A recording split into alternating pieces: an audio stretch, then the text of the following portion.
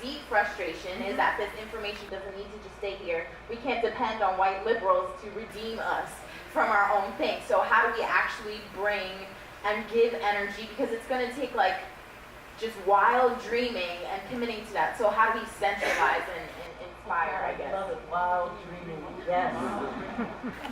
So I'm going to take us back to Alabama. and again, that's why, because so much of this book deals with the ways that these voter suppression techniques work. But Alabama shows us how to fight. And so I start that chapter in Alabama with the depth of poverty in Alabama, in those black belt counties that Alabama's beaten up on. In some counties, 40% of the county lives below the poverty level. 40%.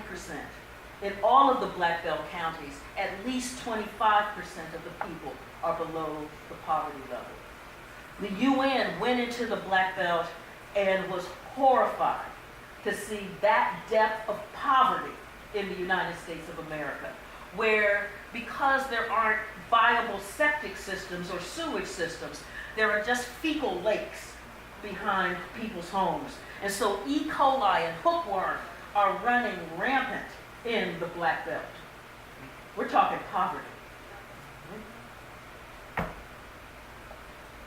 Those folks.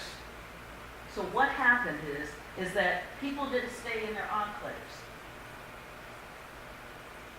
They went where the people were. They also understood that voting is a social thing. It's not this isolated thing, but it is a social thing. So like the NAACP of Alabama. Oh, that was like NAACP of old. I mean, they weren't playing. They got the list of folks who hadn't voted regularly.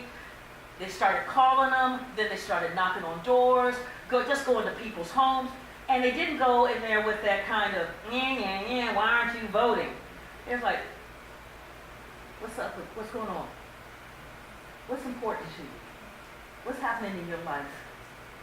And it was that one-on-one, and then talking in groups, sitting at the cafe, the local coffee shop, the local cafe, the local place where poor folk were hanging out. What's up? And just listening to people talk. And then saying, yeah, and you know what Roy Moore's got playing? You know we can stop him. Because you know if he gets in there, you know what he's going to do.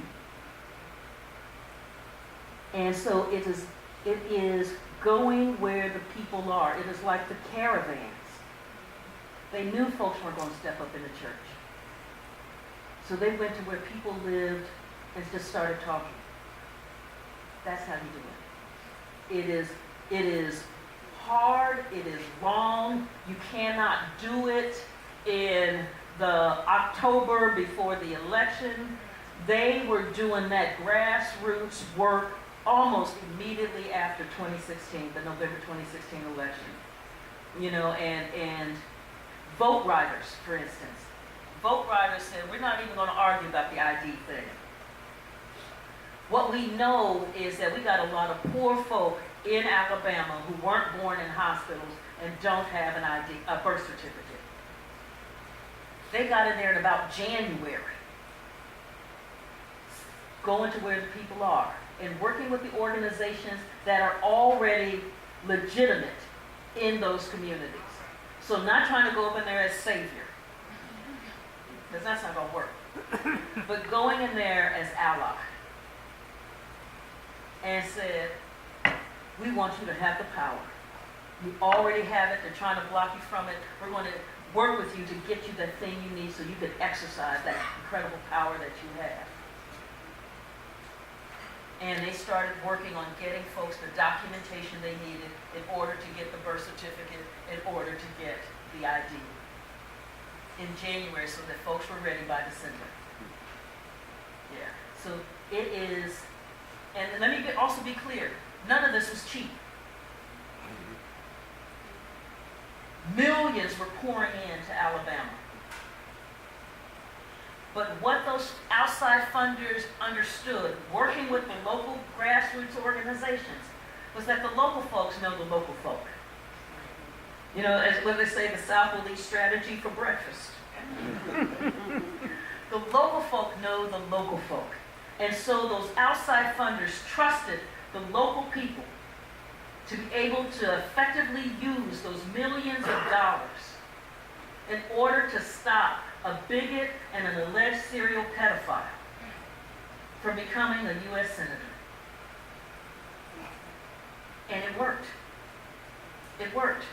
Because they knew who to talk to. They knew who to avoid. They knew who the fakers were and who the shakers were. They knew.